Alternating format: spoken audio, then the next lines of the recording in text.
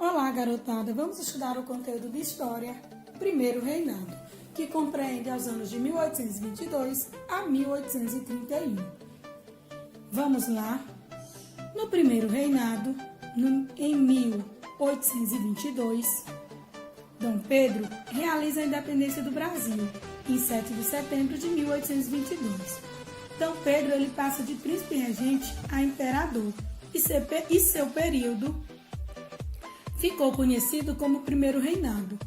Então, foi chamado de Primeiro Reinado o período em que Dom Pedro governou o país como imperador, que compreende os anos de 1822 a 1831.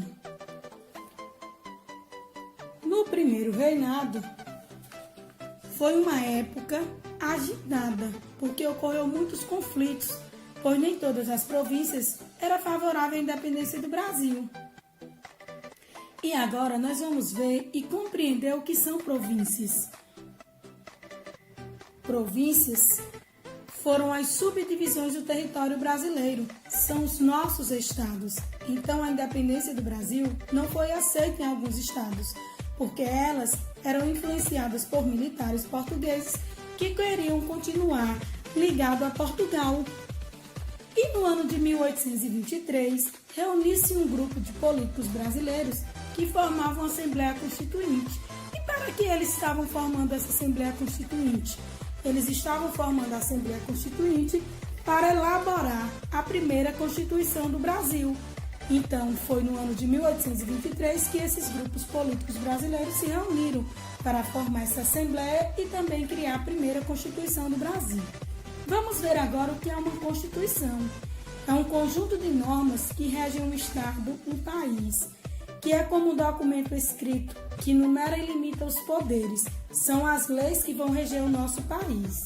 Então, Dom Pedro I não aceitou a Constituição que os políticos estavam elaborando, porque essa Constituição limitava o poder do imperador, no caso o poder dele.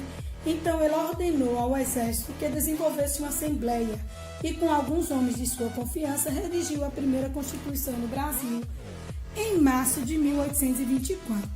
Assim, entrou em vigor a primeira Constituição do nosso país, que dava ao imperador poderes para decidir sozinho o destino do Brasil.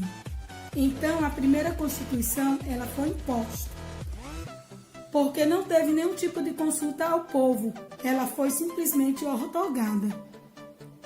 E dizemos que ela é promulgada quando é elaborada por uma Assembleia Constituinte, e nesse caso não foi. Então, quando uma Constituição é imposta pelos governantes sem nenhum tipo de consulta ao povo, dizemos que ela foi ortogada, e foi assim que aconteceu com o nosso país.